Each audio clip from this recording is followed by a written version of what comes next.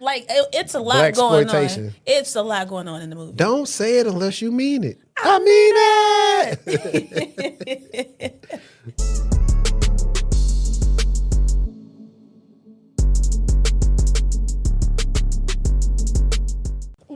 You are now watching the Techtual Talk, hosted by AC and Cybershortieee.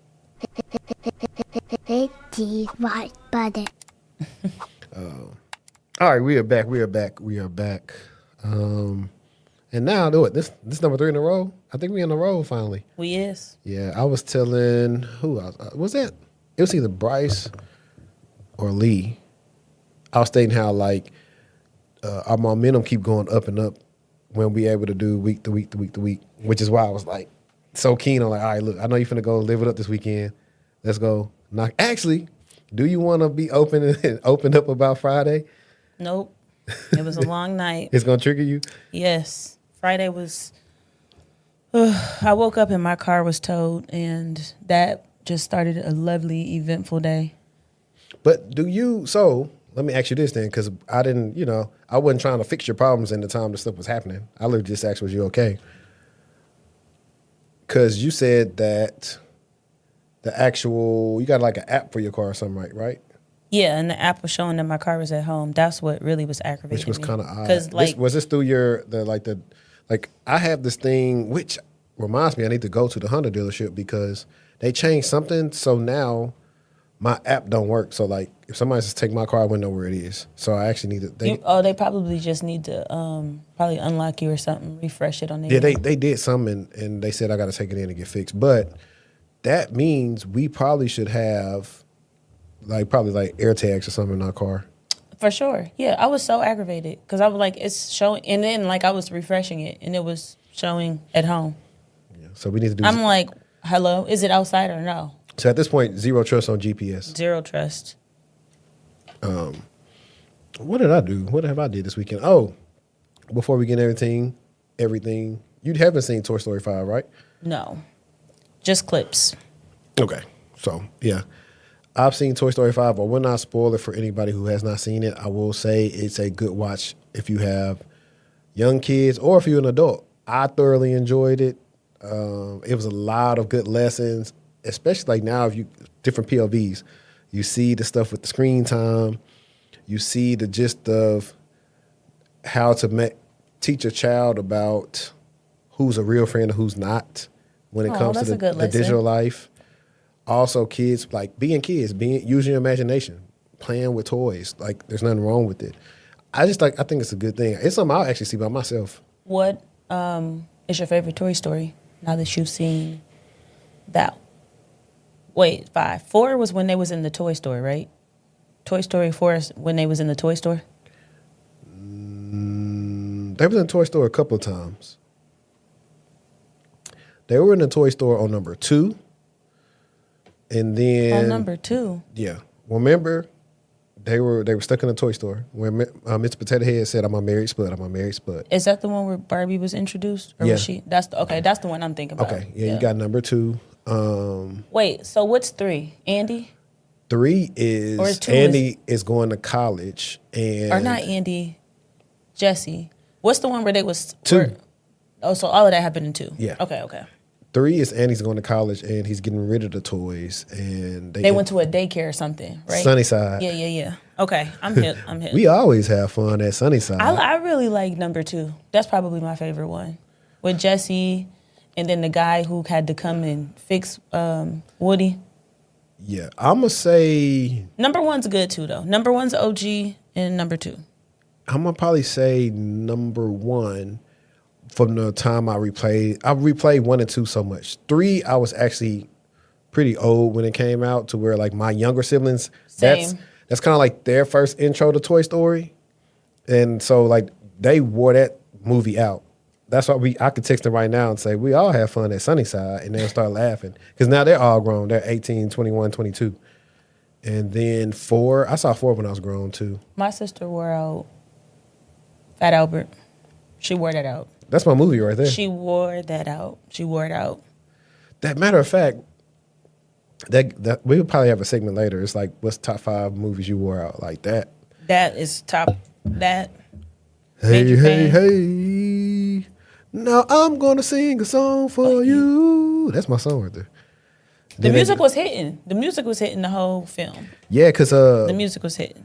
I forgot that's when Mace came back. So that's when. Ain't that you know what? welcome Matter of fact, we welcome gonna cut this back. out of what's called part. But you know what? Because every time that come on, it make you want to walk like Mace. The video, the song.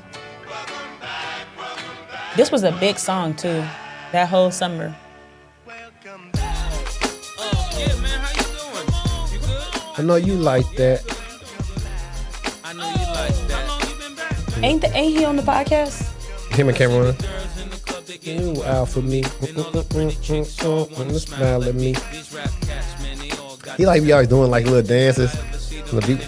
He definitely do. I remember this video. He gon' lean. It was a big deal because it was a banger. Because he came back. Yeah. Mississippi to the Palm Springs. I want to say this might have been the thing he did to get him out his deal. These young boys don't know what a Don mean. I'm just a bad boy gone clean. I'm the diamond chain choker, always remain sober. Don't drink liquor and all the game's over. Need a plane, I explained it to my broker. 3 bots in You wanna the look? top down and ain't over. You know there's more men with It was all the whole hood in the video.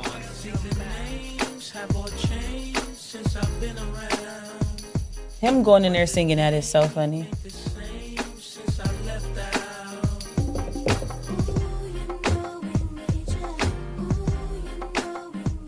He had on polo. I remember this. Cause you gotta think about Ye had just bought the polo back before this dropped. Well, not brought it back, but like mainstream the hip hop prep style. Yeah. Welcome, welcome, welcome, welcome. The hat back. goes sick. I ain't seen a hat like that in so long. We should have like you know how fun it would be if we did our event, but like if you came to the podcast live event, it was like early 2000s dress code. Oh, that'd be fun. That'd That's be my fun. type of vibe. That'd be fun. Let me make sure I'm not getting interrupted. But, Jerseys, big clothes, Air Force, and some Air Force Ones. Yeah. Matter of fact, Shorty got on some white Air Force Ones today. Only thing she don't have on is the gun bottom. Literally. Used to go in the store looking for them specifically. Wasn't even getting no other pair if they didn't have the gun bottoms. Yep. They was hard to keep clean too. But yeah, let me put our topics on for us today, guys. Let me go back up here real quick. It might cover my face a little bit, but I don't care. All right, so today's topics, we have Coca-Cola was hacked, Apple versus OpenAI, scattered spider updates, LAPD and Flock, Encode, and much, much more. And before we get into the first article, you all may be watching this on the main channel, but we have started a new channel strictly for the podcast so the podcast can grow on its own because in all actuality, it's a show. And it differs from when we do the interview style stuff and all the other content I throw in there. So I made the decision to put it on its own thing, and it's going to grow that way. Let me get one of these off of here, talking points. Okay, but if you're still with us right now, you know what to do. Go ahead and hit the like button, subscribe, all that, and run up the numbers for the new show. Let's get it. Did you want to go first about Coca-Cola? Sure. So, our first segment of the day, they ransomwared the milk. So, Coca-Cola disclosed to the SEC that its dairy subsidiary Fairlife got hit with ransomware, and Fairlife production across the entire United States is temporarily suspended. If you drink Fairlife, if you buy Core Power protein shakes after the gym, this is that. So let's break down what happened. First, let's start with ransomware. So ransomware is malicious software that locks up an organization's files and systems, and then the attacker goes ahead and demands payment in order to unlock them. Now, the part that people are missing is that modern factories, they don't run on people flipping switches on or off. They run on software. And so production scheduling, if you think about inventory, if you think about quality controls, the machines themselves, locking that software will actually stop the line, which means that milk does not get made. So Fairlife is not a small operation. It did an estimated $4 billion in sales in 2024. Canada's operations are unaffected. It's the U.S.'s that is currently down. And Coca-Cola did not say when systems would be restored. And that's the part that's kind of worrisome. We've seen this movie a million times. Arizona Beverages in 2019. We have UNFI, the food distributor, last year. Both of those turned into weeks of disruption and empty shelves of those products. Now, what I want you to walk away with here is a couple things, IT versus OT. So IT is information technology. Think about your email, your laptop, your files. OT is operational technology, and these are the computers that actually run the physical machines. And so when IT gets hit, you're going to lose data. When OT gets hit, things stop moving in the physical world for these companies. And so for decades, those two worlds have been kept separate. And so what we're seeing now in this instance is that they are very much so connected, because connecting them makes factories be able to operate and move a lot more efficiently. So every manufacturer should be kind of looking at the things that are happening in their sector and seeing how they can prevent these type of things from happening in their own organization. Now, let's talk about the SEC filing and why this matters. So public companies must disclose material cybersecurity incidents. That rule is why you're hearing all about this. In the past, this was not a thing. Companies were not necessarily required to report it in the way that they are today. So we have that compliance piece in place doing exactly what it was designed to do. What are your thoughts? It's crazy because I thought I was going to be working in OT this year. But yeah, they're typically supposed to be segmented. But if you are not running your scans and doing stuff the right way, this is what can happen. And also, the way that you protect IT systems is different from OT. Yeah. Like, for example, you can go do like a quality scan or whatever. But when you got anything that's connected to an OT environment, man, if I want to say it's like called scanless, but they have certain type of tools where it's not actively scanning because it can stop production. Because of when we supported Disney, you couldn't run scans on the network because you could possibly stop a ride. Somebody die or something like that.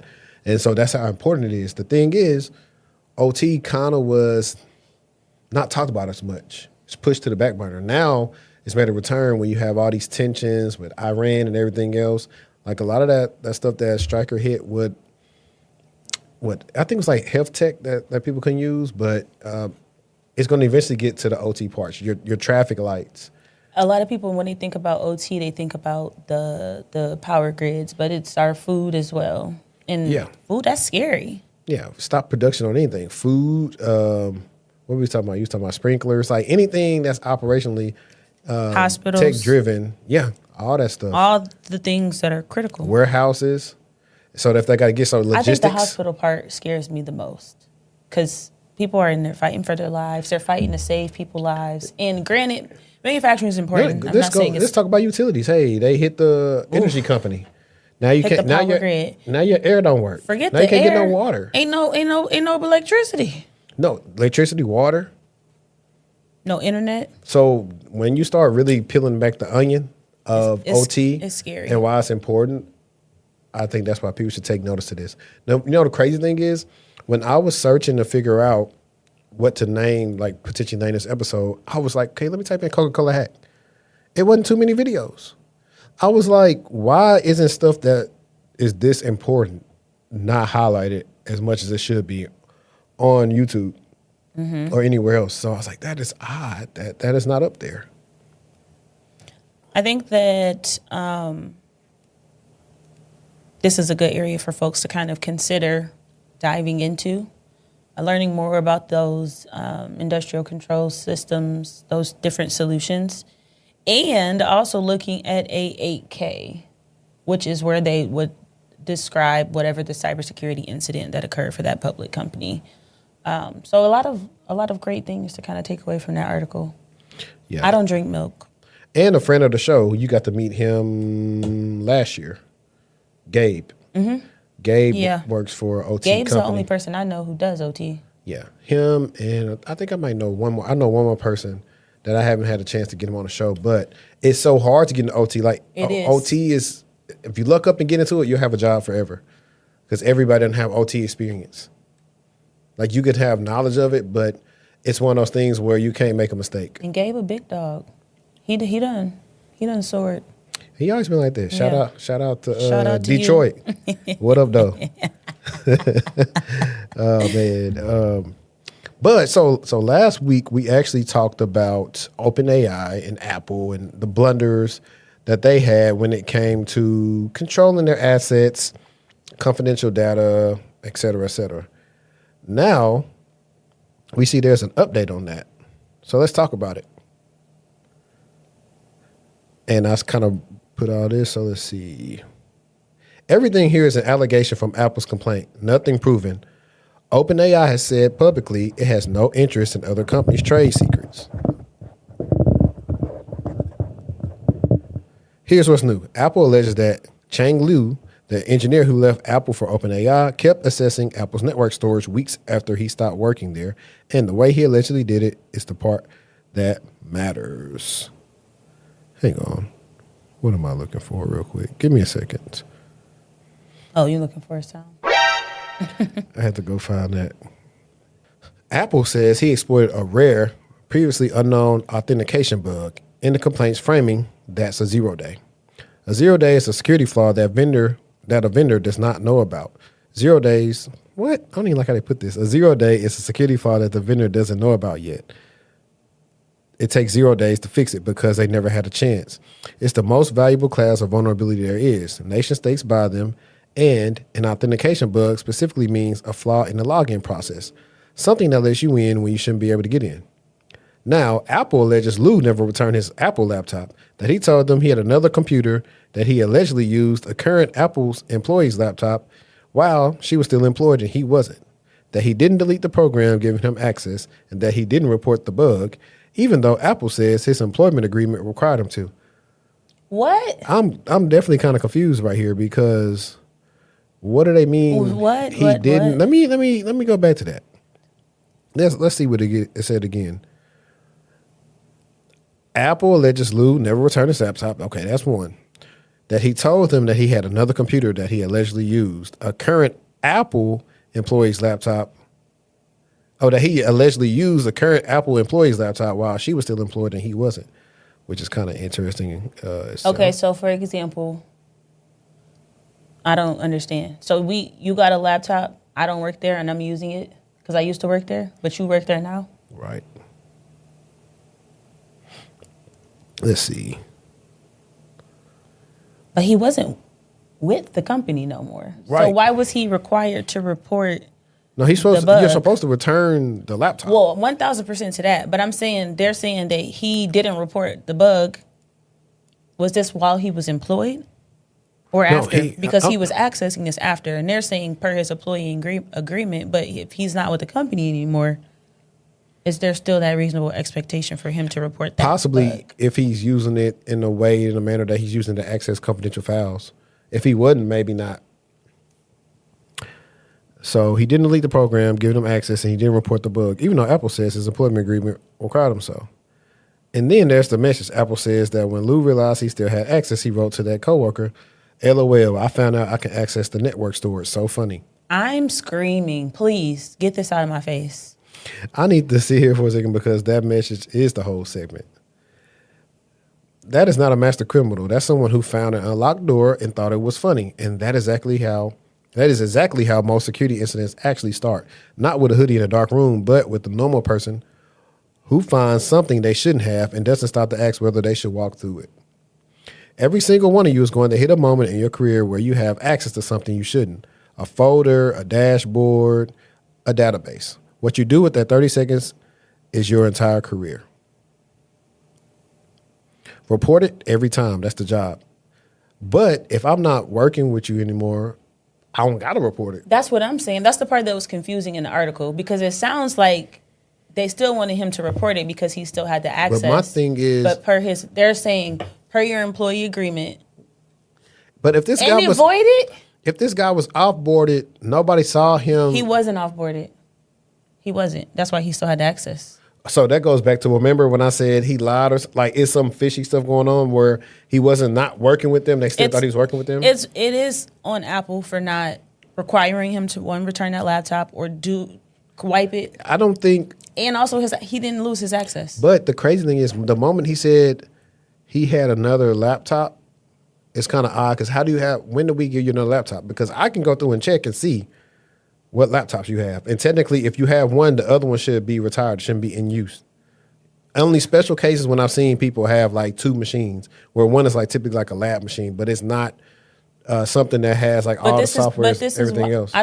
This person had a big role in the company, but this is also why it's important for IT to make sure that they are not giving these folks who have these roles in the company, because a lot of times they'll come to the security team and be like, well, I need the access. And you still have to go about things properly, because things like this do happen. Just because you ask me for the access and this is your role doesn't mean that you deserve to get this access. Is there a lesser permission that we can assign in this particular instance? This was a mess, a hot mess. And then the other person whose laptop they were using, are they in this scenario too? Interesting, because that's why he said allegedly, he said they're using the other employee's laptop, but he wasn't. When that person messaged him and said, "Hey, I can access this," so funny. The person should have reported it then. Yeah. If they were doing what they should have been doing in alignment with the company. And because that's basically like, if I was in that situation, I'd be like, oh my God, this is an insider risk situation. Yeah. And so they said, Apple's got some questions to answer too. TechCrunch asked when they decommissioned his access and got no reply. Because here's the thing, the bug is Apple's bug. Somebody's access should have been cut on day one. So background was Apple alleges Lou exploited a previously unknown authentication bug to reach Apple's cloud-based network storage after leaving, classified and reported as a 0-day. Apple says it has since fixed the bug and terminated his access, and that server logs show only Lou exploited it, though the bug could have let a few other people in. So, y'all, what? but the key words when I'm looking at this, you know what? We're gonna have to wait until it unfolds to get this. we're gonna probably just keep up on this like we've been keeping up with the Shy. It's not gonna make sense to us right now because we don't have all the well, details. right here it says he accessed the network storage after leaving. So apparently they knew he was gone. Why did they wait to terminate his access? The larger question is, why was his access not terminated when he left the company? That's what I just asked. Yeah, like that's the big question, and they dropped the ball there. And additionally, the unreturned laptop claimed to have another computer used. Co-worker Yuting Pen's Apple laptop while she was still employed, and he was not. Failed to delete the access program, failed to report the bug despite employment allegations. So it's actually on Yuting, not the guy who left. That's what I'm saying. Ping. Both of them are insiders. Period. Both of them. Alleged. An insider post working there, and an insider that actually works there. Let's take it further. With them names, how we know they're not working with what's the competitor to OpenAI in China that everybody was trying to go use their stuff and download the LLM? I can't even look remember it up the if name. you can remember. It's like China's LLM, China's ChatGPT. Where we at? Apple wouldn't answer how the bug worked, how it was exploited, or when it cut off his credentials. So we've been talking about this the whole time, but offboarding is a security control. This entire alleged incident traces back to access that outlived employment. DeepSeek? Yep, DeepSeek. That's not exotic. It's the single most common gap in corporate security. 0 days aren't only for spies. The mythology says nation state. The reality is sometimes a guy who noticed something working that shouldn't work is a problem. Logs are what turned this into a case. Apple's whole ability to allege who did what comes from server logs. No logging, no story, no lawsuit.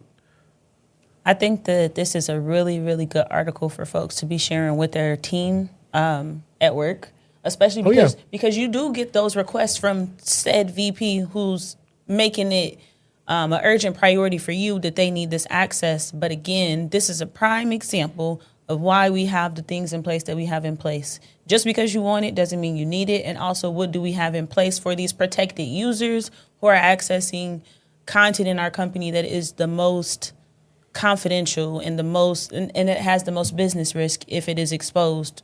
That's a mess. Yeah. Not only that, I think this is a good way of use cases. I've seen times where I've seen the emails, hey, so-and-so didn't return their asset. Like, the best thing we could do is, like, if they try to connect it, That's what I'm saying. it won't access nothing. Yeah, but he wasn't even using it, so it didn't matter. Now- His laptop never mattered because he wasn't using it. The other thing is sometimes is, so what people do is they're not connected to the network. They know that they could possibly log on locally. But once you log on locally, you shouldn't be able to do anything or access anything on a computer without being on the corporate network. And that's why you got to contain it. Because time they try to do it, they should be called and say, hey, you can no longer use your machine. Mm-hmm. So definitely pretty interesting. Hopefully we'll see an update for next week so we can kind of just keep on with the case that keeps on giving. But I thought that was pretty cool. It was a good update. Did you want to talk about the Mac malware real quick? Yeah, let's get started. So, the malware that holds your Mac hostage until you type your password. So, the Macs don't ever get viruses. That era is over. It's been over. Let's talk a little bit more about it. Researchers at Group IB, I hope that's IB or 1B. Yeah, IB research. Okay, researchers at Group IB found new Mac OS malware called ClickLock. It steals crypto, login credentials, password manager data, browser data, and it installs a backdoor for ongoing remote access. But how it works is one of the meanest things that we've read all year. So you will land on a web page and it will show you a verify your human check. Looks like Cloudflare. It looks legitimate. There's that progress bar so you can see the whole nine. And then it tells you to paste a command into a terminal. Now what? We need that broken record sound there. Terminal is, if you're not familiar, it's just a text-based command line on your Mac. So whatever you obviously will paste there, your computer will do it with no questions asked. Now, a real human verification check will never ask you to open any terminal. Not once, not ever. The researcher said it plainly. Any page telling you to open terminal is trying to compromise your machine, no matter how professional it looks. Now, the lure has a name. It's called ClickFix. It's everywhere right now. Now, the coercion part, once it's running, it pops up a fake Mac OS password box using your real username and a real Apple icon, so it looks legitimate. And if you cancel, it doesn't give up. It sets itself to relaunch, and then it starts killing your applications. Finder, Dock, Terminal, Activity Monitor. You have your system settings, your browsers, over and over and over, several times a second, leaving nothing on your screen but that password box. And Group 1B says the loop is configured to run for roughly 83 hours. Oh my God. Imagine that. People can't even stand 10 minutes of that. 83 hours is a really long time.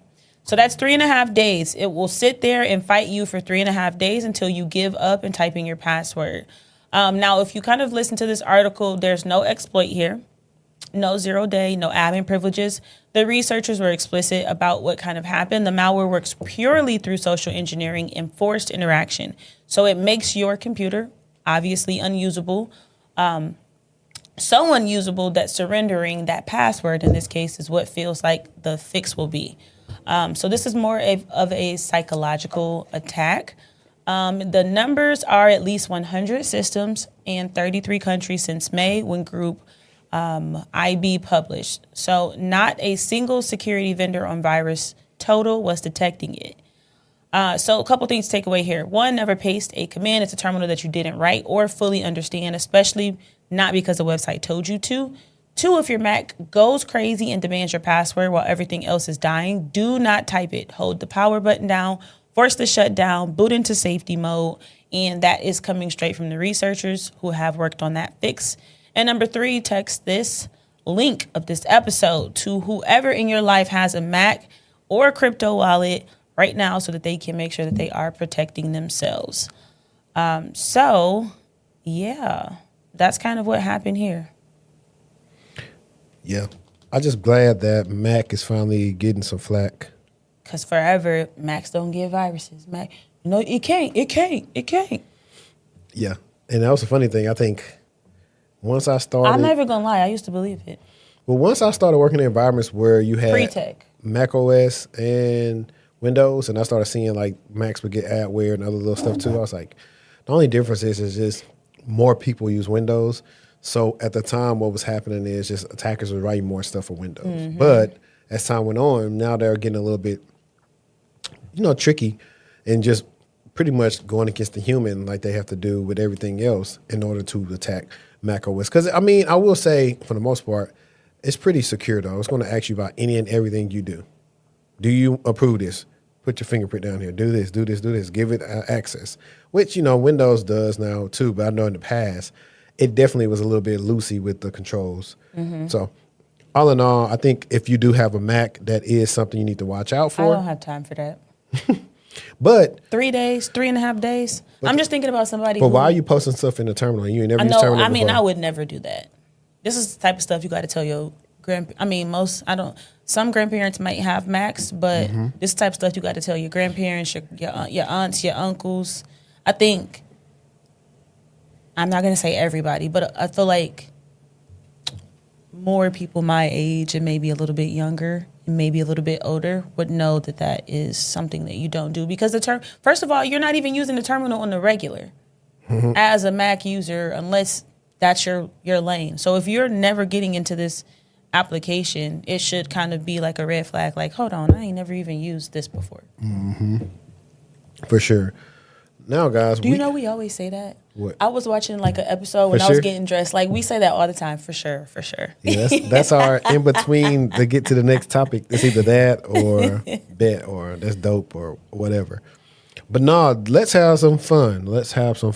I have one of our favorite segments, the Reddit time, where we're always reacting to people having some interesting life choices. So let me put that right here. It's Reddit time. And I'm about to read it. I actually had some funny stuff on here. So one of these ones, this was pretty short, but it was a recruiter invited my current boss to an interview. Somehow, instead of inviting me to a Zoom call, a recruiter emailed my current boss, who is listed as a reference to my interview next week. My boss messages me asking me what the meeting is, FML. No. Because I'm like, why did you have your boss down for a reference, number one? That's crazy. Without telling them clearly. They said it looks like your boss applied for the same job as you. Tell them it's a surprise party. How do you explain that? Oh, the boss offered to be a reference. Never provide a reference to a prospective employer until they have made you an offer. There's never a reason any prospective. Is it perspective or prospective? Prospective. Because I feel like they probably spelt it wrong. Yeah, and they making me sound bad. Yeah, they may ask for them, but you have to be firm and say that your references are a precious commodity and you do not want them called out of the blue unless there's a serious Who is offer calling references? People do. Let's see. I'll reject your rejection. Thank you for your... Dear hiring team, thank you for your interest in rejecting my application. I have reviewed your rejection email and was impressed by your decision-making process and commitment to moving forward with other candidates. However, I have received many rejection emails this year. Therefore, after careful consideration, I have decided not to accept your rejection at this time. Once again, I appreciate your courage to reject me and wish you every success in rejecting other candidates. I look forward to joining the team soon. That's funny. Okay. The job scan one, this is probably the longest one, and there was another one after that. All right, guys. I have a good one, too. Okay, I'll let you go after this one. I just got job scam. I'm really disappointed for almost completely falling for it. I've been trying so hard to find a job in this economy, and when this recruiter reached out to me, I thought my luck was beginning to turn. But I'm such an idiot. The rest of this experience you're about to read is going to be extremely lengthy and sound very cringe. How it started was through Handshake. I applied to a job for a remote position as a data entry specialist that didn't require any prior experience and only a high school degree because I literally have nothing on my resume after graduating college. I didn't realize the title of the company name was not legitimate. Like, it was a company called Nutra Data Inc. The Inc. should have been typed as capital INC period for professional companies. I got the offer from a recruiter with that job I applied for, linked to it, but they welcomed me for an interview with a different company name, Pacific Depot. When I clicked the link to the job post I applied for, it was gone, but they wanted me to message them on Microsoft Teams for an interview and provided the link. I clicked it and we started messaging to set up a proper interview. They gave me a survey to fill out as their way of interviewing and I completed it. They asked me to log in again the next morning at a specific time. I logged in the next morning hours earlier than agreed upon, but they still told me I got the job offer anyway. I was so glad because I desperately needed insurance, which they were offering for the job. I accepted the offer and they started the onboarding process. So then I was told that I'll be starting this month on the 27th and that I would need to acquire, I've seen this scam before, I would need to acquire the equipment needed for the job position, and they were giving a lot. A whole new laptop, iPad, desk, chair, and everything. Then they asked me what bank institutions I use so they can send me the checks to purchase the items from their selected vendors. I told them, and then they sent me the checks through email, and I tried to deposit it in my account. What? They sent the checks through what? They sent the checks to purchase the items from their selected vendors. I told them to send me the checks through email, and then Thank you. Hello? What are you talking about? How did they send you a check through email? That is blasphemous. I really don't get how he fell for this. Now, let's see where we at. And try to deposit in my account. The checks were placed on hold for process and would be available on the 25th, about 2 days before I had to be prepared to start the job. So I told them how long it would take, and then they urged me to buy the items as soon as possible because 2 days to buy and deliver the items to my house after the check cleared was not going to be enough time to prepare. Then they proceeded to ask me if I could purchase the items with my own money and that I'll be reimbursed later with those checks incoming. I said I only have so much of the equipment to buy with about $1,000 currently in my bank. I'm bluffing because I sensed something was wrong at this moment. They told me to use what I had and urged me to continue with the purchasing process. I agreed, and then they instructed me on how they want me to buy the equipment from the authorized affiliate vendors. They asked me to use a phone number given by their affiliate vendor and use Apple Pay, sending $1,000. Oh, my God. That's it. I set up my Apple Pay and then took a step back. Who are these vendors anyway? I know a vendor typically has a legitimate name and source, so I asked them, may I ask who the vendor is I'll be purchasing this equipment from? They paused, then replied, companies authorized affiliated vendors. Yeah, no shit, Sherlock. I asked again. I understand, but I would like to know what is the exact name of the vendor. They paused again, longer this time. Then a message glitch happened. They replied with my name backwards and said, his name is Scott. Oh, my God. This is a mess. I would like to know the name of the vendor Scott works for and the equipment I would be buying from him. They asked me, how much do I have to purchase the equipment? That wasn't my request, I told them. As mentioned earlier, I only have about $1,000 to possibly purchase a few of the items needed for this job. But before I proceed to send this, I would like to know the name of the vendors I'll be purchasing this equipment from and what exact equipment I will be buying from them. They listed out 3 useless items, 2 of which was not part of the initial list of equipment the company was going to provide for this job. It wasn't even important equipment. It was computer specs and software. How would I use those without a PC they claimed they were going to provide? Why wouldn't they suggest I purchase the PC over anything else? They also gave me the same name for the vendor this time. It's Scott Malcolm. So then it was clear to me this job offer was a complete scam. I shouldn't have had to ask them 3 times for a name if it were a legitimate company from legitimate vendors. I shouldn't have to send my money first to an unknown number through text messages. The number they wanted me to send the money to, I was curious if they were a real vendor. And since it was my money, I wanted to see if I can get the confirmation from the vendor themselves about their partnership with the company. The person on the other end had no idea what I was talking about and told me I had the wrong number. I then contacted the recruiter again, telling them how I felt about this process. I told them how I don't feel like they answered my questions fully, and I don't feel comfortable proceeding with the purchase if they never gave me a proper name on the vendor. They still asked me a few minutes later if I would proceed, and I eliminated the onboarding process. And with that, they finally end our wonderful conversation with, okay, thanks for wasting my time. And me being stupid and petty replied, no problem. Your AI could use some improvements. The scammer then replied, will AI send you a check? A check I'm sure was going to bounce if I had agreed to give my money to a mysterious vendor. I then said, you may cancel that process and report blocked and completely ended the conversation. This was the most embarrassing and dumbest experience of my life. Well, I mean, it wasn't that embarrassing and dumb because you didn't follow through with a lot of it. You asked some good questions at the appropriate times to get yourself out of that situation. No, it's definitely embarrassing. I still can't. The email me the check the buy your own equipment. First of all, they Yeah. had me stuck. They had me stuck there. Then we gonna email you a check. Then Apple Pay. What? Apple Pay is crazy. Apple Pay. Apple Pay, a phone number. The crazy thing is, so most of the girls know this. But, How much money do you have? Right. It's crazy. And I would just threw the number in Cash App. I was just thinking that. I literally was just thinking that. But at least he called to get. I mean, Yeah, that's the oldest trick in the book. They'll like. I wish I could. I probably could find it somewhere in my email. I had a client at the time.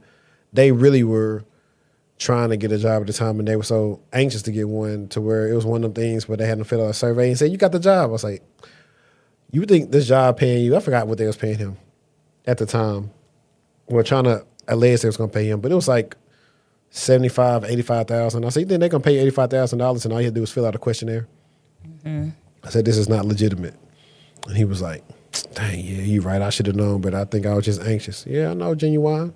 But, you know, good things come to those that wait. If a company is trying to send you a check to buy something, no.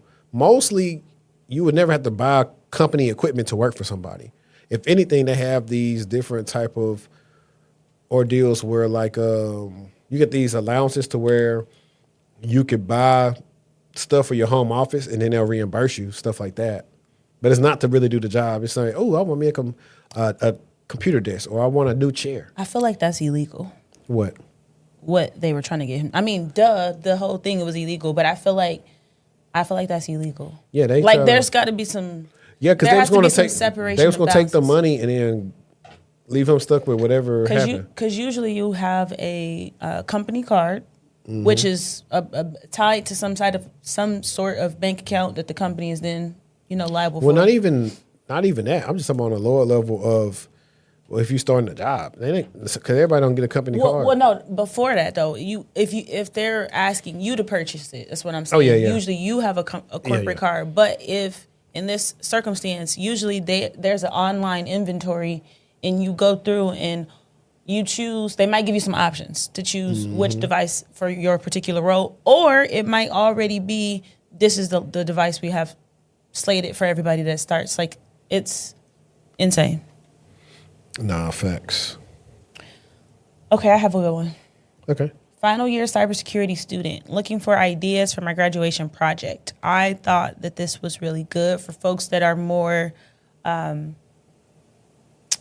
open with their experience to try something different.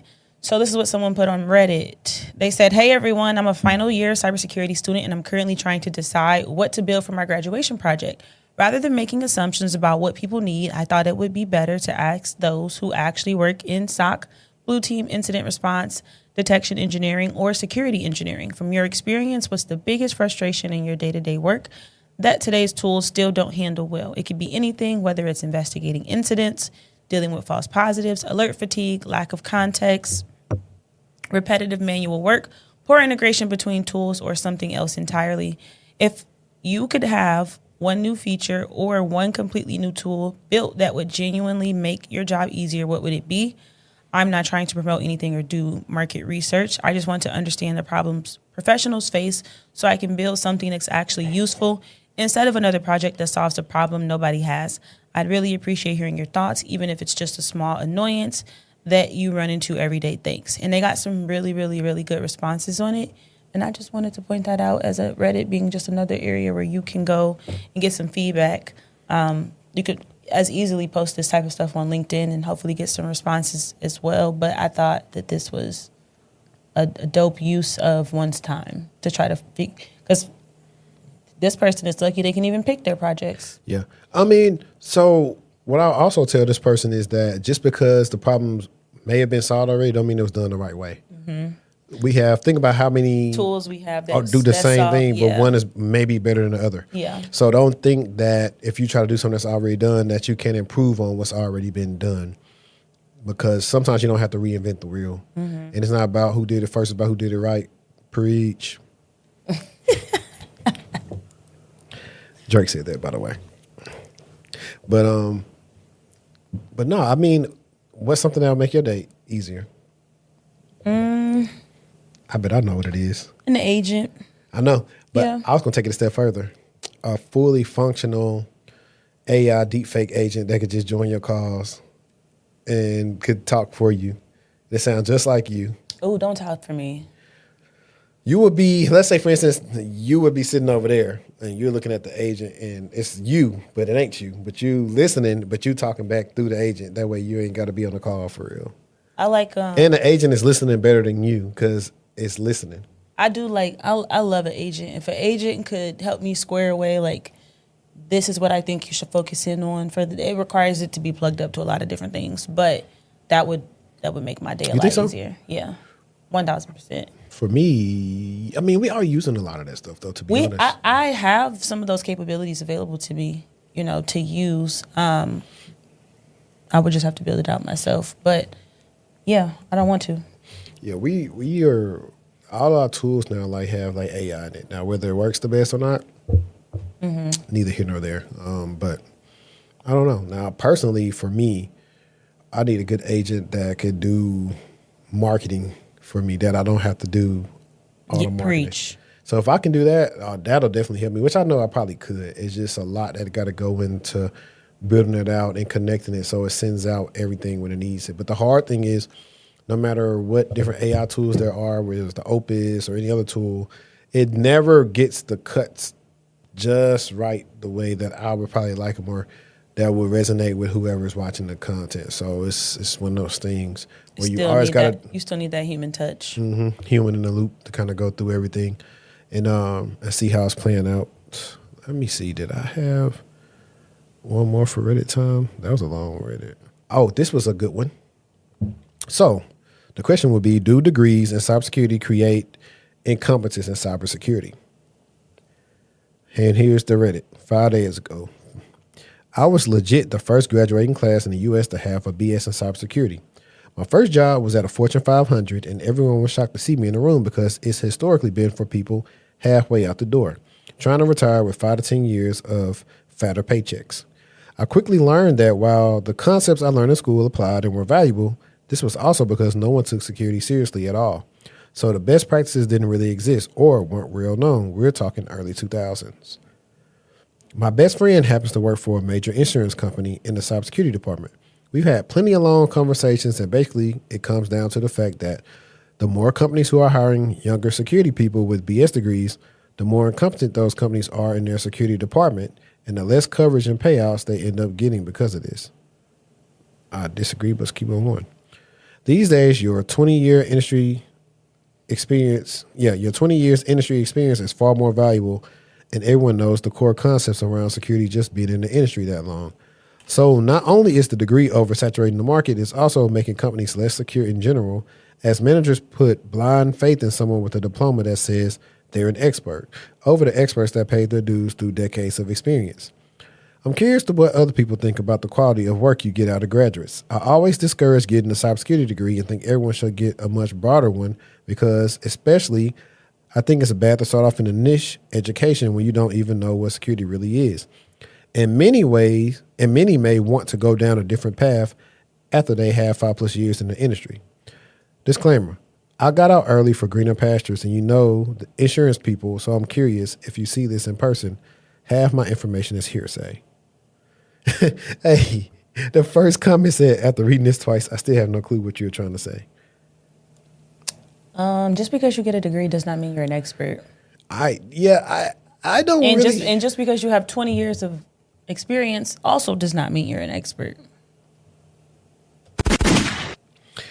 I don't really understand it either because some of those people will come in and get rotational programs, don't mean they're an expert. I can also confidently say just because you were 20 years in don't mean you are an expert. You probably the last 10 years been BSing. I don't think that, I don't agree. That's what I think. I don't agree with them. Nobody agrees. Yeah. It doesn't make sense because like I said, I've worked with these people that's been there a long time and they're not better than the people that's labbing every day. So how in the world, a lot of policy. And then I think it's coming from a perspective that assumes that all cybersecurity programs are treated the same, and they're not. And he's basing this off of when they came out of school in the early 2000s versus what it is now. Yeah. I mean, companies don't want to pay the extra for seasoned security professionals. That's why there are so many juniors in these roles. Hardly see why that's a cyber degree problem. The degree is blamed because it's easier to blame the little guy. Sure. I saw someone with a Sec Plus dox themselves on Reddit using a black highlighter on the cert. And I'm just like, damn, some companies putting their faith in that dude. That doesn't mean that. Another where a guy going for cyber BS didn't know if something was phishing when it was the VP contacting him and 100 plus others from a random Gmail account and not a company email.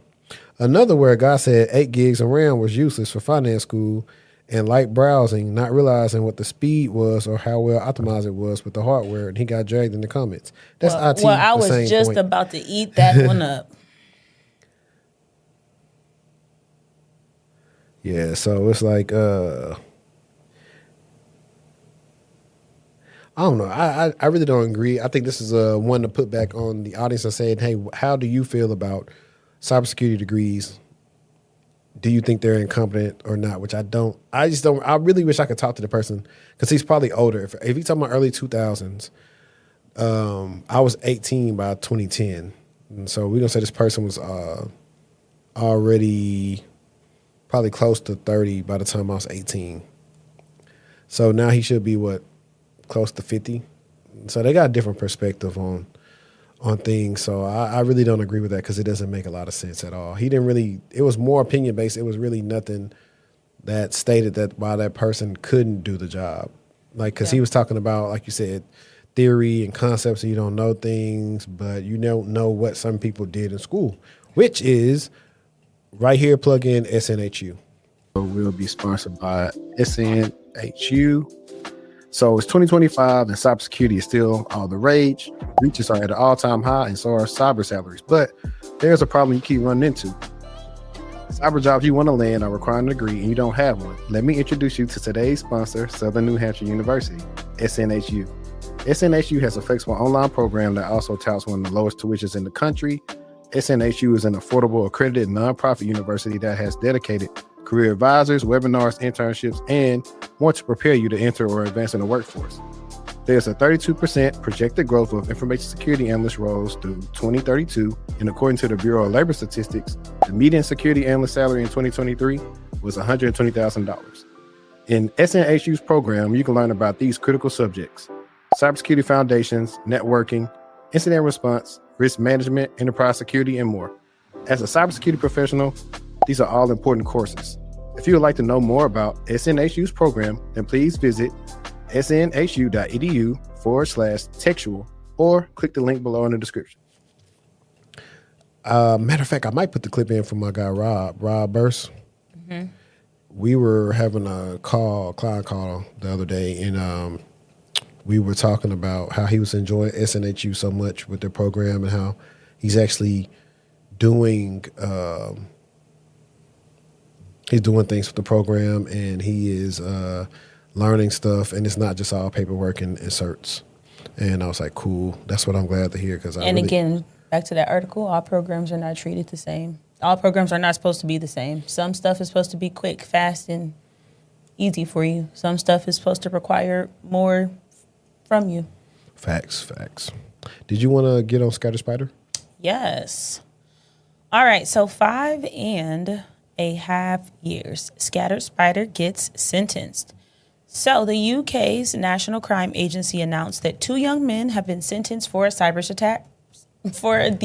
attack on Transport for London, the agency that runs the Underground, which is their buses, and really just the whole city's transit system.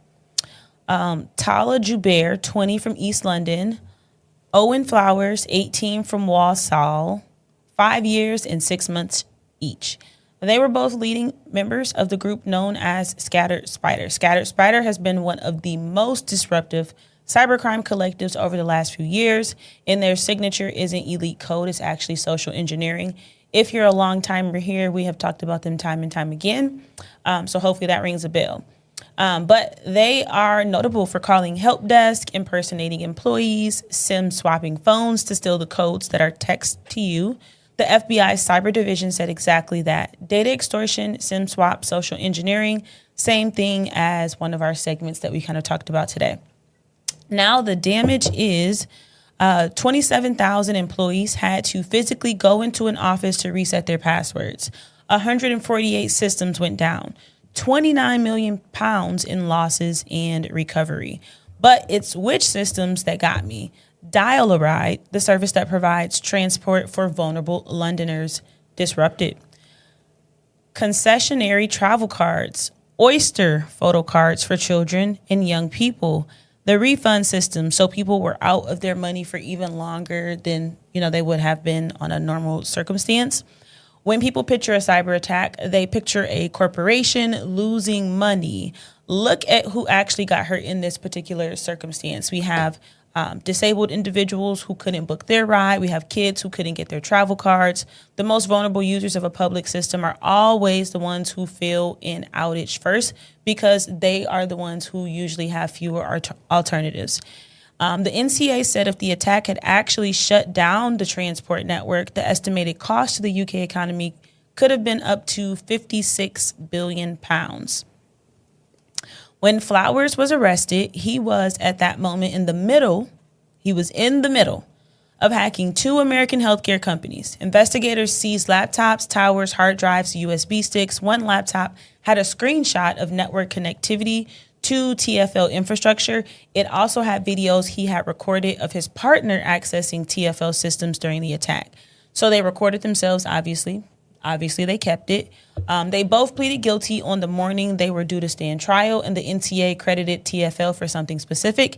Engaging law enforcement early, they said that these convictions likely wouldn't have happened otherwise. Reporting early is what helped this case be made. Now, these are 2 young men with real technical talent who are going to spend their 20s in prison. Nobody wins here. The NCA points people toward a program called Cyber Choices.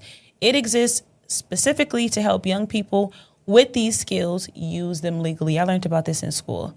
If you're listening and you're young and you're good at this, there is a legal version of every single thing that excites you about using these different technologies. Bug bounties pay. Red teaming pays. CTFs are free and legal and fun. The line between the highest paying career in tech and 5.5 years is authorization. So kind of think about that. This is only the second UK prosecution too, under their Computer Misuse Act, which is crazy. Him being caught in the middle of hacking 2 companies, also crazy. Hey. Cyber Choices, kind of cool though. Yeah. Imagine what type of gurus they got there. I always be like that, but sometimes I do. While you were reading that amount, I want to see how much 56... How much it was in American dollars? I actually did that wrong. Yeah, so 56 billion pounds in US dollars is $75 billion. Ooh.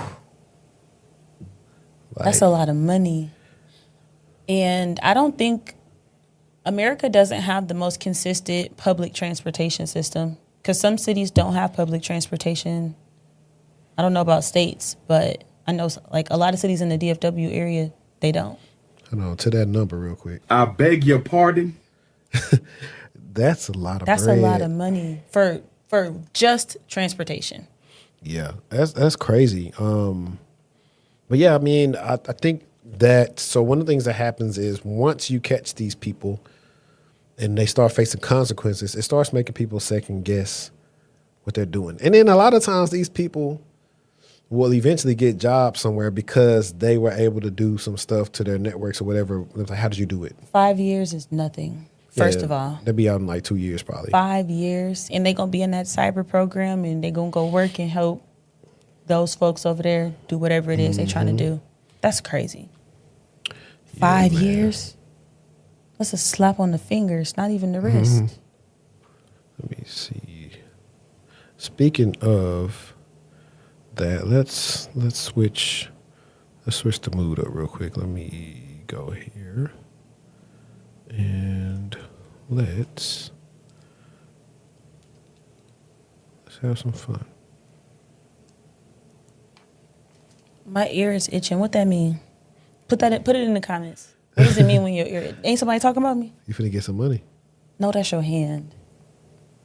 Let's talk about, and we should have did this one right after what we were talking about with when I was talking about SNHU with Full Sail University. But let's have some fun and talk about our favorite generation. All right. This is what we mean when we say we're losing recipes. Gen Z, professionalism really goes over their heads. All of those skills that millennials and previous generations learned, Gen Z and, the other generations following them, they are losing the recipes, the art of professionalism. Now, not all of the antics, but there are some skills that are important in the world of being a professional and showing that you're a grown up. So right now there is a video of this girl who looks pretty young, so she's presumably Gen Z, who is crying about how she got this dream job and the dream job rescinded their offer. So basically, she's already quit her current job in the state that she's in. She's already packed up all of her stuff, got a brand new apartment in a state across the country. Okay, she's 3 days away from moving into said apartment across the country.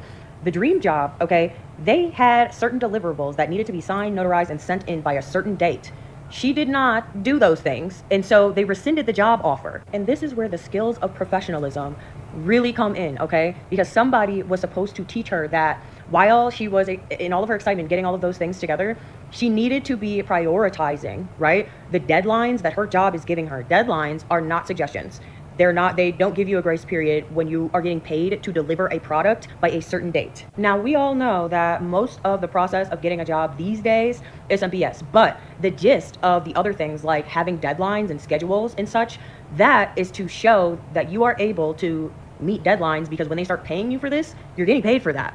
That's your job. Like, y'all are forgetting the way that jobs think, right? There's so much ethos, there's so much like ethics and emotions that are being placed into the professional field. And it's not to say that that's wrong, but at the same time, emotion doesn't necessarily live in business, right? So when you are trying to think about how a business is perceiving you as an applicant, you have to think about how they think about their business structure and their business model. So historically, hiring young people isn't good for business. Why? Because the turnover rate is way too high, so you have to spend a lot of money in training new people who are constantly coming in the door, right? You don't have like a sound person in that position then, so that creates instability in that section of the organization. Like there are levels in which one employee can create an entire domino ripple effect up and down the chain in the organization. So it's not just about you in the couple of days of grace period that you feel like you might need. Again, that's something that you communicate, because at the end of the day, what your business, what a job is thinking is this person going to be reliable? Is this person going to be somebody that I can count on and make sure that I don't have to hold their hand so that my business doesn't fall apart? No, she is actually... It actually starts at home. But look, she actually is saying what the guy thought he said. The last episode? With the cybersecurity degree. In the sense he was talking about the people coming in and they don't know this and theory. That's what you're saying. And I agree. This was on X before too. A guy lost out on the offer because he didn't follow up on the email or something he got. And I'm here to say, if you get an offer, check your email regularly. every minute, every hour. Yeah, for real. Like, if you don't understand what they're going to send you, talk to the recruiter or send them a text, them, call them, hey, can I expect, what type of documentation can I expect? When will it be here, et cetera, et cetera. So you can make sure you did your part and not them. Like, let it be on them, not you. Because that is something to teach. But it goes back into, let's maybe cut the young lady some slack. Maybe nobody in her family had a corporate job. That's why I just said it starts at home, too. And maybe she was never even held to that regard and that standard. Yeah. But I think it goes to that. Being on time, that stuff you learn at home, you know what I mean? Timeliness and following up, and how back when we were coming up, you used to actually call a job. I'm checking up my resume. You know, it was different. And some of our folks are still telling us to call the people and follow up on it. That ain't even a thing no more. But a lot of that stuff can be learned in school and can be taught at home. Yeah, I would say initiative though. Remember that I word, initiative, where your ear itch. What is T? And you got on green. But it's one of those things. Like my baby brother, he's getting ready to start his job, I think like 2 weeks. I was always like, hey, they send you anything else? What you got to sign? I'm on them because, hey, you missed something. Hey, sorry, you have to go to the next training class. The next one, like, so people think when they get the offer, it's done. It's not. And I know I feel bad for her because she was ill-advised. It was to a move. good lesson learned. Yeah, It was a good but lesson. It's a learned. tough lesson. It's a tough lesson. I'm sad she had to learn that lesson, but she ain't gonna do it again. Yeah, You know what I mean? yeah. Just poor baby. But what y'all think? Have y'all ever got a job offer rescinded because you didn't fill out your deliverables? No. Bye. I was so thirsty for the job. Hey, When you on your knuckles and you Listen. trying to get them, you is like you said, you checking that email. You emailing them. Look. Hey, you said you were gonna send it today. I didn't get anything. Just making sure. That's yes. yeah, no, like dead ass. When I was about to start at McAfee, I was at LA Fitness right there on Main Street in the tollway. I just happened to go check. Like it was either about to play ball or it's in between games. I looked at the phone. Email. Hey, this is so-and-so from so-and-so. Hey, when can you meet? Today. No, for real. And when you are, what do we call that? Ready? I'm on a more magical word. I don't know. But when that is the type of person that you are, you're going to hit the, even when it comes to setting up interviews, you know, you trying to get in ASAP, not later. I mean, of course, according to your schedule, or when it comes time to do your background check. If there's an appointment tomorrow and you can go, why would you choose an appointment next week? Let's see. You got prepared, primed, conditioned, willing, inclined, Hungry. prone, I like hungry.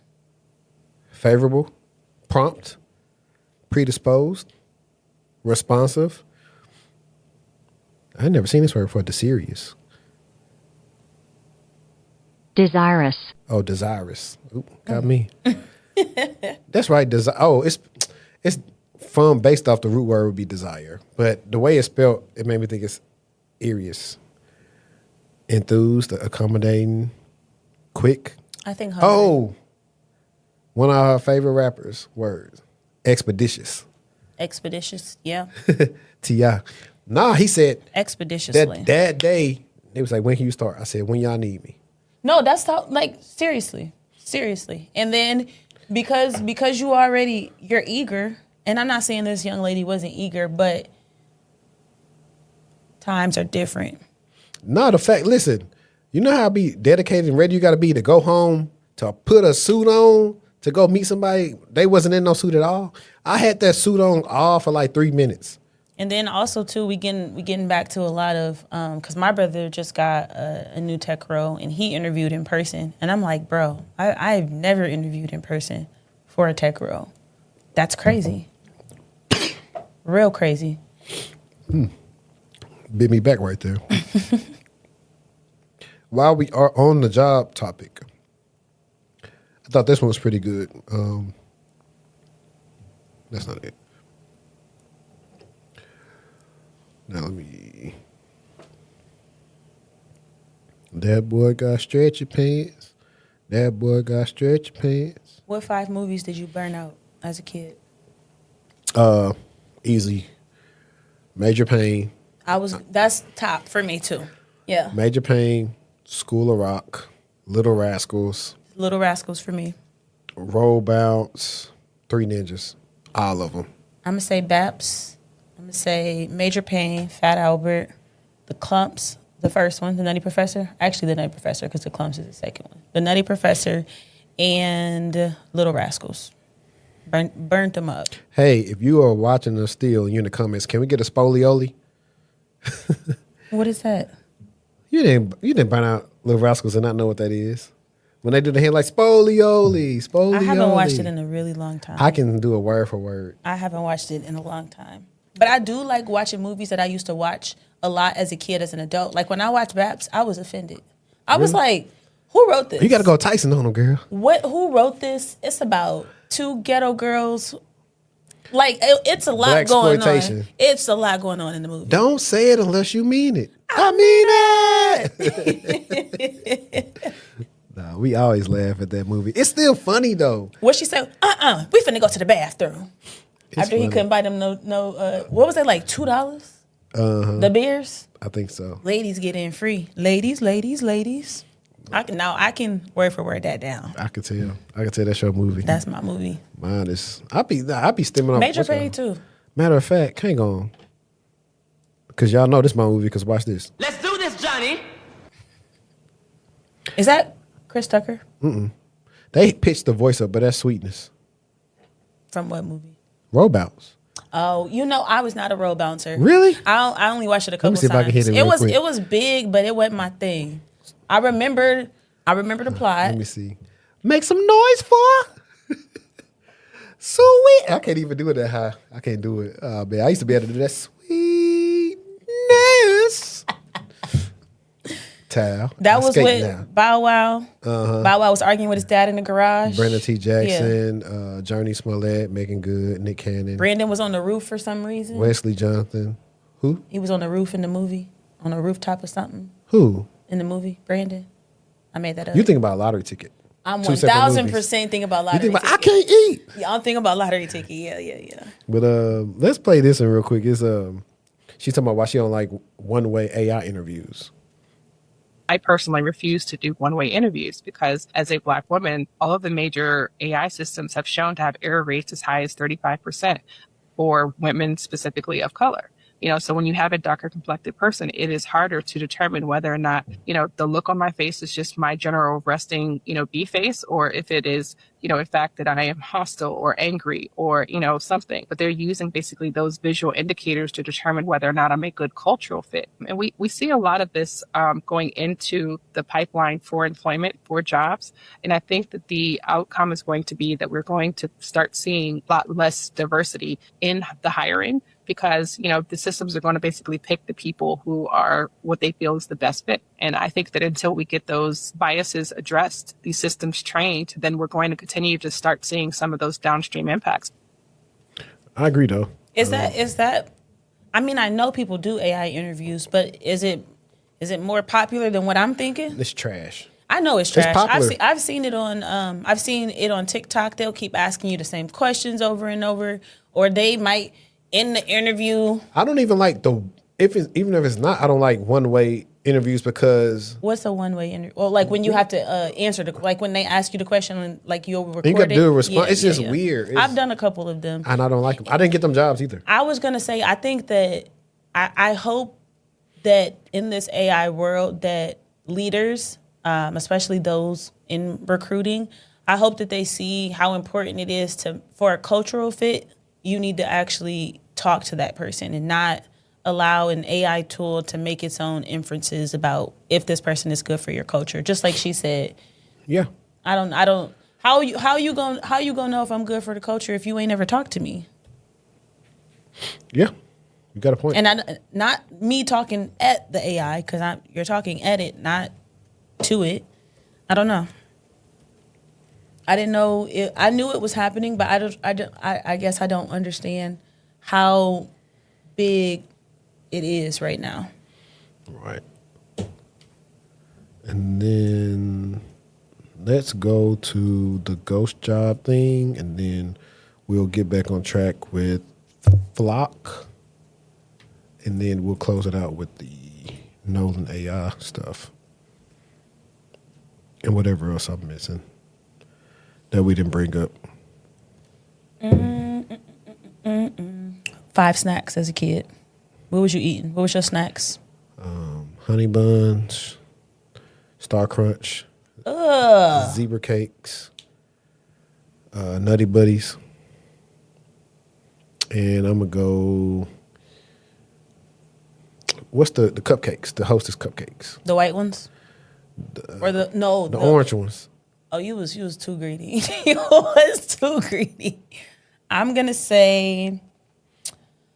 I've always been like a cracker, Chex Mix, or Cheez-Its type of gal. So Cheez-Its, any fruit roll up, hot popcorn, cherry heads, and I was like a pickle. I was actually, I'm not even gonna go pickle because I still eat pickles. I'm gonna go hot sausage. Speaking of that, Out the jar. that's how I can tell you from up north because you can say sausage. Oh yeah, my grandma can't. You ever ask somebody from down south to say Sausage. sausage? Yeah, they can't say Yeah. sausage. Sausage. But nah, speaking of, since you said cherry heads, Oh, I used to bust them down. what about lemon heads? I was more of a cherry head person. And then what about warheads? grape heads. Warhead. You didn't like warheads? No, I'm telling you, cherry heads, grape heads. I could do apple heads, the green ones. I didn't really do the lemon ones like that. I also hate the chewy ones. Get them out of here. What about bubble tape? Gum? The one I was a bubble gummer. What about the big chew that like tobacco but it's gum? Any gum. As long as I can blow a bubble with it. What about ring pops? Yes. ate Push them up. pops? I was a push pop kid. The orange ones. Because What it was about- it was like a low key, like a sherbet. What about Nickin' Lips? Nickin' Sips. You know something that's like little wax candy? They had like little juice in it and Yes. you could chew on it? You could chew on it. Yep. They should sell them at like Save a Lot. What about not Chico sticks? They like butter. It's like these like zebra like type of candy. Caramel apple suckers. Oh, fire. One of my The green faves. ones? Yeah. What's it called? Were you a Skittles or a Starburst person? I could only Purple Skittles. I can only do sour Skittles. And really I just like to like suck the sour stuff off and be done with it. I do like Starburst. Prefer the pink ones. Here they go. The peanut butter candy. These right here. These joints. I do remember those. Them joints, and then everybody like, what? Did your mom used to let you get the fake cigarettes? Mm-hmm. They had lost their mind when they started making like fake swishers. The Marvel. Then you had like the beef jerky that was like tobacco. I remember all this I stuff. remember those. I remember all these things, all this candy. Okay. Okay, real quick. Peanut butter and jelly on the wafer thing. Did you used to eat those? On the wafer thing. On the graham crackers, sorry. I think I know what you're talking about. Yes. It was like a cold lunch. You would have Did you eat the Dunkaroos? the donuts. No, they're not donuts. Milk? No. You didn't eat these? Nope. You went by. That's crazy. You know you can buy What type of Pop-Tarts did you used to eat? strawberry, wild cherry, With or without frosting? with, Every time? Mm-hmm. I like the strawberry ones without frosting. and then also they used to have like the yogurt Pop Tarts where you could freeze them. The Oreo was man. Toaster strudels. What about toasted scrambles? What's that? It's the toaster strudel, but it's like got eggs and cheese Nope. and stuff in it. It's fire. Eggo. Buttermilk or home style? Blueberry. You too freaky. I had a blueberry Waffle House waffle the other day. You will eat those today? Yes. I plain waffle. I got kids. Plain waffle me. Anything. As a Shoot. kid though, I used to eat all of that stuff on them. Chocolate chip, banana. I'm You not got going. pancake on the stick. I mean, I used to tear that up with the little sausage in the middle. Mm-hmm. Yeah. crescent rolls. Shoot, I'm right down the street from Cheddar's right now. What you mean? Oh, I love cheddars. Hey, them little. Ooh, hey, ooh. hey, who? Okay, we are right here. Who decided that? Hey, we ain't got to feed these black people all something. Just get them some rolls, and they gonna be full off the rolls. They not gonna eat nothing. The rolls are so good. Because why is starch one of our arch enemies? And how much bread they give you at Texas Roadhouse should That's what be I'm talking illegal. about. It's so yeasty. Man, it be good. It though. do be good. You be like, Logan's bro. has good rolls. When I tell you, anybody who loves starches, they will love Zelly. Zelly love for some starch. I'm a potato girl. We have to like, hey, listen, She like potatoes and chips. Like, you better eat that chicken. You're not getting no more fries. At this point, it's like you're barking up the wrong tree. For real. Let's play this one real quick, and we'll get back into it. This is about LinkedIn and ghost jobs. Word around the net is that Texas just launched an investigation into LinkedIn. If you're new here, my name is Dalita. I was laid off at the end of last year from corporate and have been struggling, like many others, to get back into I already spit that the thing corporate world. Excuse my dog. So the Texas General Attorney is investigating them over ghost jobs. If you haven't heard, if you haven't been on LinkedIn, or if you have, you most likely have heard of ghost jobs or have encountered one. So ghost jobs are generally roles that are posted or reposted online, and the company has zero intention of filling them or even hiring because they're fake jobs, just there for whatever reason that the company may have. Yeah, and to add into that mess, they charge a monthly premium that is supposed to basically give you a leg up in hiring. LinkedIn is such a great, needed platform, but I think there's been a struggle to maintain it as just strictly a work-related platform. I'm pretty sure we all know what I'm talking about. But yeah, so I don't know how long this has been going on, but from my experience, the last year, LinkedIn has really showed their ass. They just look very greedy. So my experience lately has just been seeing sponsored ads for jobs online. And to be honest, in my eyes, if I apply for a role and it just keeps getting reposted, I clearly get the message, but it just, to me, looks bad on the company, but also bad on the platform that is allowing these companies to be so careless in that way. So yeah, those are my 2 cents. Let me know what you guys' experience has been with this in the comments. And if you know a friend who is on the job hunt, share this video with them and let them know that somebody's kind of thinking about us. Yeah. Speaking of, that reminds me of a post Erica made the other day. She said, where is it? Come on, Erica. I just saw your post. Oh, Lenza is a scam. Swooped is a scam. Talentfy.io is a scam. JoeBot is a scam. Cybercoder is a scam. Scam job postings run rampant here and on other trusted platforms. Stolen job posts that trick you into providing your resume and personal information, only to find out these trickster companies are not actually the ones hiring for the position. If you see a job you like, find a company's career page with the legit live job posting, apply there, period. Add to the list, spread the word. LinkedIn, can you make it to where we can block a company or at least never have to show up and suggest the jobs or search results again? We're tired of these resume farmers. It's so crazy how you kind of have to be online today to even know any of this. Like, you have to be connected to know any of it. To know anything about a ghost job, you got to be online. Facts. Yeah, I tell everybody the same thing that Erica just said. Say go to the actual company page to see if it's still there. See if that posting is some there. stuff don't be adding up, or they already closed the rec, but it's still on the other posting, and then they're not hiring for it. So because these are still tools. That's a tool that they're using. That's not their internal tool. It's a tool that they're using to kind of recruit for the company. So they could put something in there and they're learning how to use the tool. You know what I mean? Yeah. Oh yeah. Speaking of, let me do something real quick because I had a whole tangent last week about why AI don't know everything about resumes, right? So I had this consult with this guy, and we were supposed to be meeting a couple of weeks back. And I sent him a job because he got a lot of experience. He really should be an exec or senior director or something like that. And I sent him something, said, I think this is a good look for you. And I said, this was Saturday. This was yesterday. I said, he said, thanks, you're welcome. And I said, if things don't change and you want to take a stab at the resume and LinkedIn more in depth, let me know. I'll deduct whatever you spent on that call for one of my offerings. And that's what he said verbatim. I made the changes you recommended, got a couple of messages and lots of connection requests. And I was like, man, that was quick. But I told you the small things make a big difference. And that's what people don't realize about their pages. Because this guy, if I was to show you, watch this. Shorty don't even know this guy. She can verify what I just said. She can scan it. Y'all know me. I ain't got to lie. Mm-hmm. I ain't got to lie, Craig.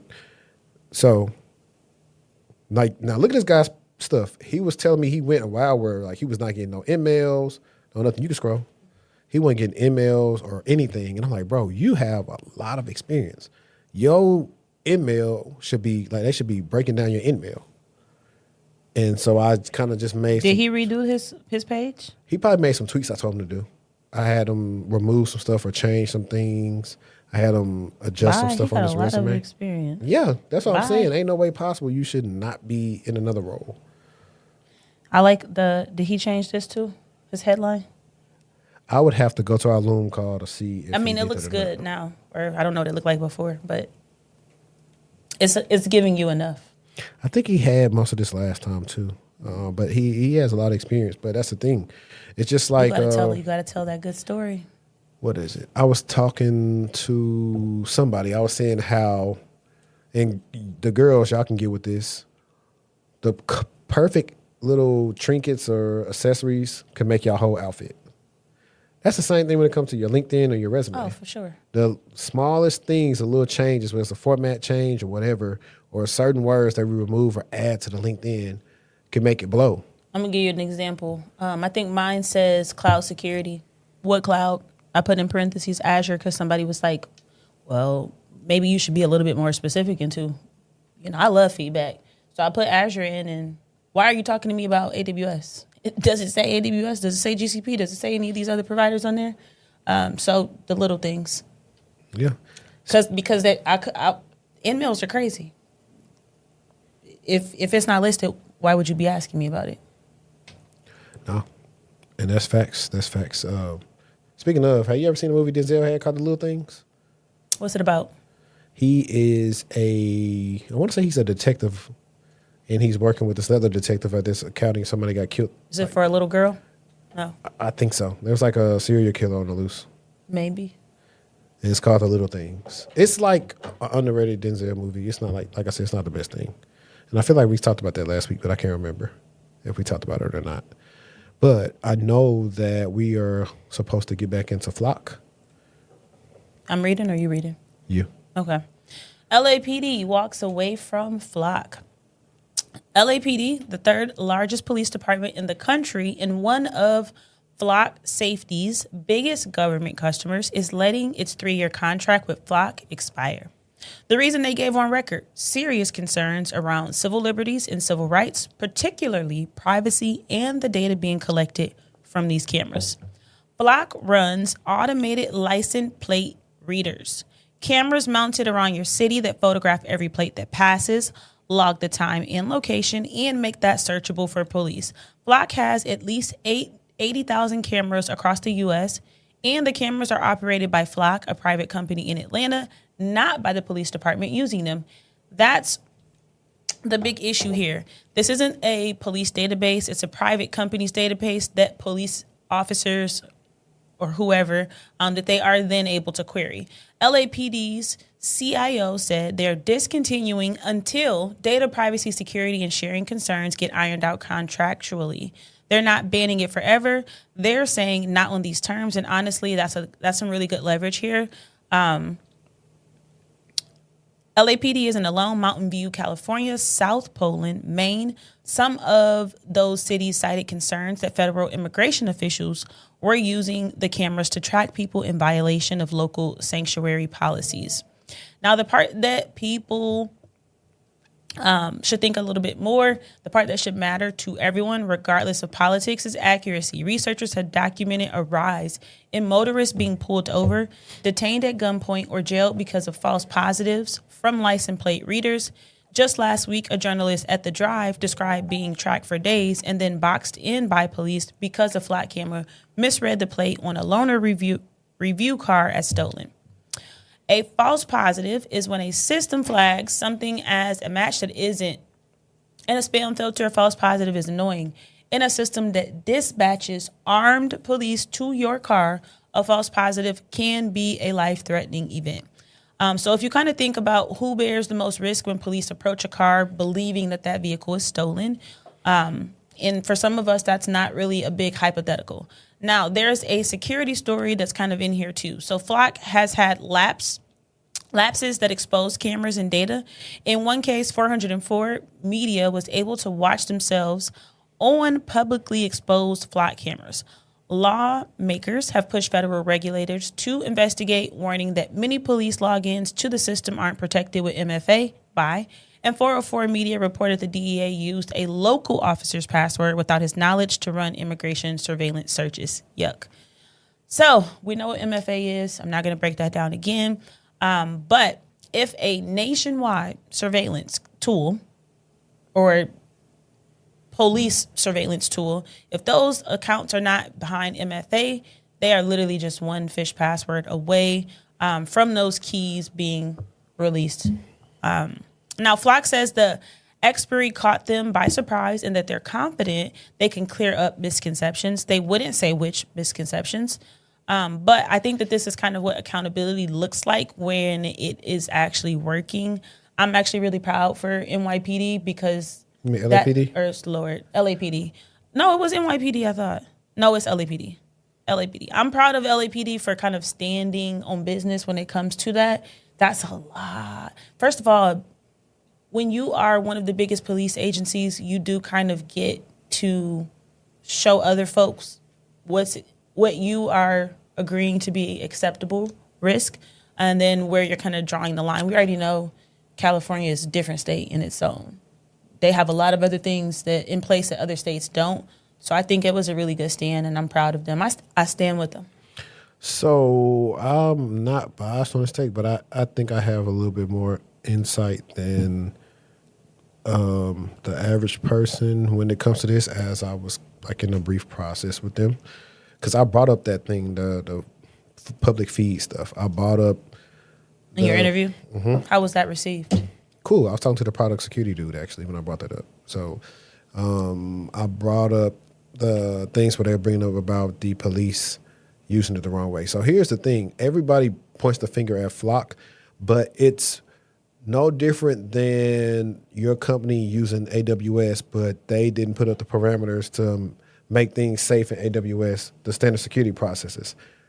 They, on the admin side, if everybody's console, they have access to see what police are looking at and what they're doing. So if they're abusing the system. Who's performing those queries and when? Yeah, so they're supposed, like, I was talking, when I was bringing these things up, like, yeah, anything like that, it should be all tied to a case, not something you should be looking at, because there was a situation where one cop was just spying on his girlfriend throughout the city through Flock.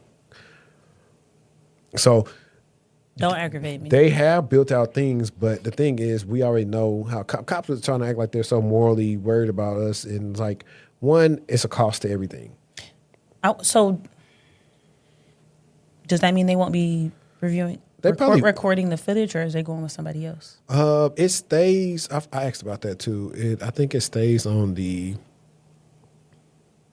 That's also that thing with the 404 people who were able to view it. It really wasn't on the Flock thing. They partnered with different cell carriers. It was one of those issues, like a third party thing, but it's been labeled as Flock because people don't like it because they deem it as surveillance. So they do get a bad name. All they're doing is providing the software. Yeah. The people that's working there aren't people that's taking advantage of anything. I think that's the big issue. It actually is either HOAs use them and cops use them. They're the people that need to make sure that they're being used right. It's no different than somebody handing you a gun and what you're going to do with it. Guns don't kill people. People with guns kill people. So having said all that, I think that's why they get such a bad rap and everybody's so negative on them. They only focus on that part. They don't focus on, hey, if your car actually is stolen, it can't be found. They don't focus on the missing persons and how it can identify stuff. So there's good things about. There are some good things that are going on there, but also some, things that could be better. But I'm saying is the people that's there, they aren't doing anything. It's more so who's using it. What are they doing with it? That's the real thing. But also too, just like you said, a lot of these companies, the person who was giving this was the CIO of LAPD, but a lot of these folks are not. Think about how often that are managing these massive software tools. They don't even know about. It should be the IT people. It should be the IT people, but also it don't be a lot of. Let's them. even talk about that. They want to talk about that. Let's talk about what they be doing with the evidence, putting guns and stuff back on the street, drugs. So I get this where you want to try to draw the line, but I think they're bigger fish to fry when they do other things. I just think this is a clever way to say, hey, we want to use y'all, but we want the rates to go down. It's one of them things. But all in all, I think it's cool. But as I was able to learn more about it, I realized that it's no different than I use Gemini and Google got so much access around everything. What is Google doing with the data? So it's the same thing but different. That's how I view it. People in the comments can let me know how they feel about Flock. I don't work there, but I just think they do get a bad Did they have a commercial with a bird? Or am I thinking about insurance? I don't know. That's a good question. That's a very good question. I don't know. I'm going to look them up. See what their logo looks like. All right. Ernst & Young's breached through a help desk tool.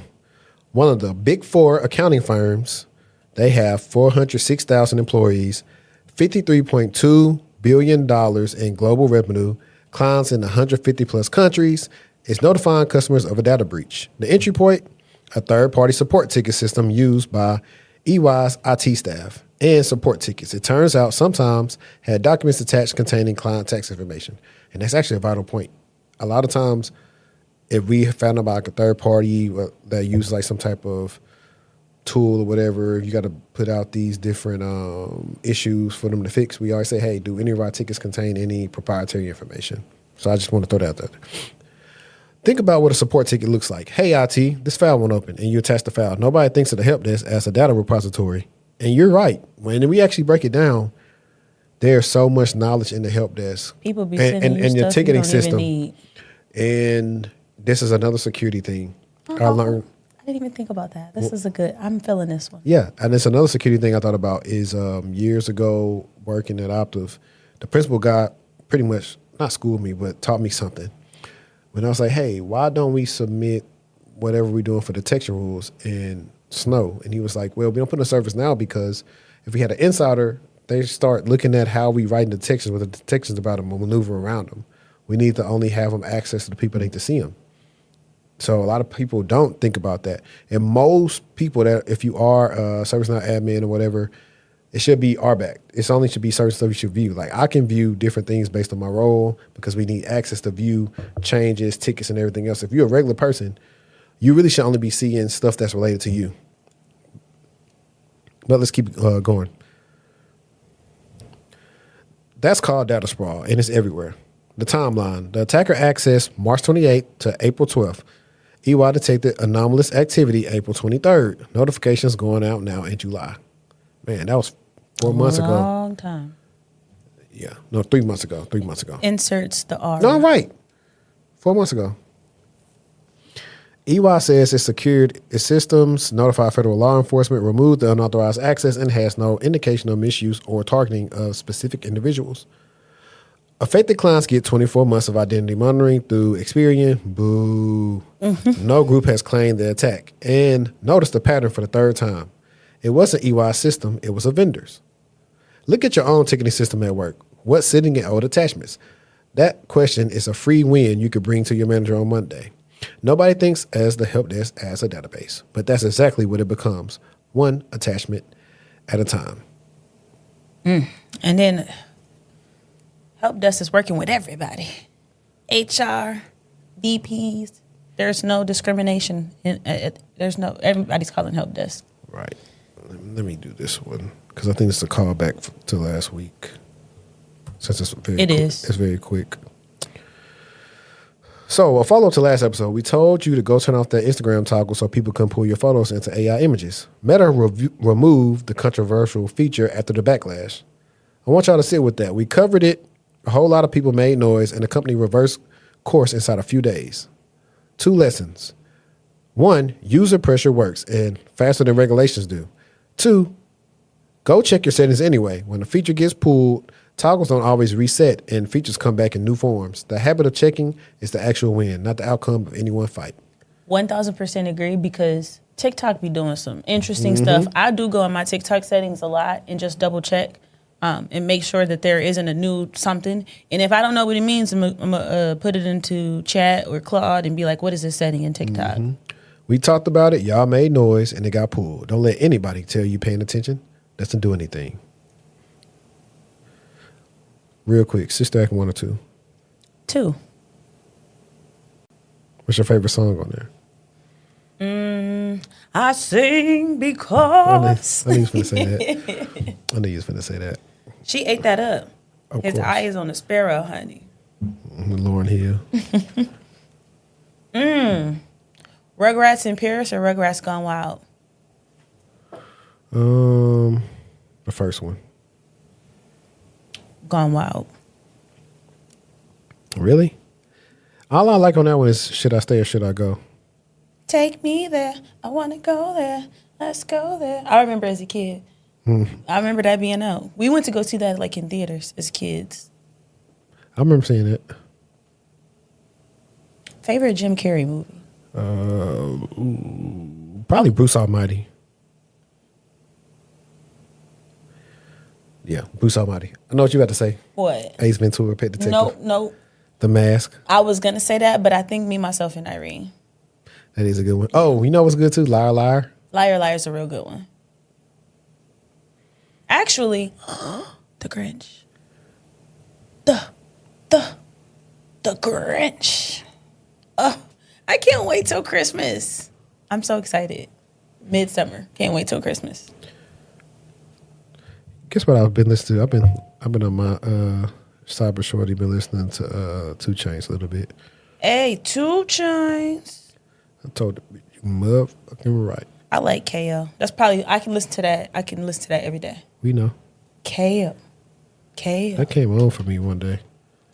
I will not hold a funeral for my son, Nolan. A fake AI-generated video of Nolan Wells' mom is going viral online. She had to post on Facebook and tell people it wasn't her. And the Jackson County Sheriff's Office says that the fake videos are actively complicating the investigation because they're filling an information gap with false or misleading details while investigators are still trying to establish what happened. But this use of AI is part of a broader pattern. When generative AI tools first started going mainstream, one of the first ways people weaponized them was to make fake videos of black women to profit off of racist stereotypes and outrage. Fox News ran a story about SNAP benefits using AI-generated videos of black women ranting, treating them as real. The videos went viral and shaped political opinion. Here, the AI is being used to profit off of a black family's pain, while confusing an active investigation. It's putting words into a grieving mother's mouth that she never said, and there's nothing she can do about it. We keep talking about AI like it's a future problem. It's not.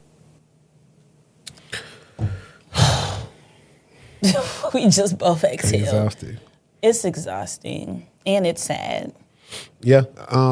She shouldn't have to deal with that. And that's the part that just breaks my heart. She's already going to be grieving for a long time, and she can't even grieve in peace because you got this stuff going on. And then I think the part that's really sad is it's complicating the investigation. You know what's crazy about this AI deepfake stuff is, like Gemini said, hey, make sure you have the rights to use photos. Granted, they my stuff, but it still has no way to validate you do. Mm-hmm. There is going to be a way. So, like, it's the simple term for YouTube. If somebody come and upload my content, it's going to show me, hey, how much of my content it matches. I can choose to copyright strike them or just say, hey, take it down. Eventually, and I don't know how that's going to be, it's kind of scary too, because this means everything that you do is in a database. But you can probably have copyright or something face right to your face, your voice. And probably you're going to be able to ask people, can they use it or not? Now, I know that's what's going to happen in the music industry and stuff, but for regular people. I've said this before on a funny tip when I was like, with the AI, somebody acting like your boyfriend, girlfriend is over the house with you, or they leaving fake voice notes and stuff because they took a video of you talking and cloned your voice. But all the stuff is here. And whoever did that is crazy. Nobody ever checks. People just believe AI without even thinking it's AI. Why? Because it 3-4 years ago, we could tell it was AI. We could tell. Mm-hmm. Still, if you are using a lot of these tools, we can still tell, or we have an inkling that it may be AI. But for people who don't, especially the older, more vulnerable population, mm-hmm. they see a video and they count it as true. It looked like her. Yeah, man. And that is the other thing about like all these cases that go to social media. You don't know what's true and what's not. This person said they seen this. This. People don't understand how you can tell if a video's been spliced up or not. There's nobody asking the right questions. Hey, where's the initial video? And show us the logs. No, show us the hash from the OG video and show whatever y'all showing us. Compare the hashes and see if they the same. Mm-hmm. That's how we know if it's been chasing that file integrity. Digital forensics. So, and I think it might be even become an even more hotter area for folks to work in with all this AI stuff going on. Could be, but the pay gonna have to raise. The pay, at least on the legal side. On the legal side. So everybody should be watching this on Monday. Hopefully y'all are going to start your day, or y'all listening to this in the car, whatever you made to do. Shorty, what you got planned for this week? Nothing. Just relax and getting back on track. I've been Miss Speedy Gonzalez. I just want to sit still for a little bit. What about you? Mm-hmm. I got a lot to do. These last couple of weeks, I've been so busy. I've been grinding. No clips, but we shall make it. We shall overcome. We shall. Okay, before we go, because as y'all see, Shorty got the buffs on. Oh, my God. She's buffed up. All white buffies. Please. Y'all know the rest. I put on my story, name your favorite buffed up line. From the movie? Yeah, what's yours? I know what yours is, but say another one. That's my favorite line. The movie is so... actually, whatever day you had commented that little GIF or whatever, I went back and I was watching like some clips of it. It is so urban. It is urban. It is so urban. I know what my favorite line is. What? Hang on, let me look at you and say it because it's funny if I look at you.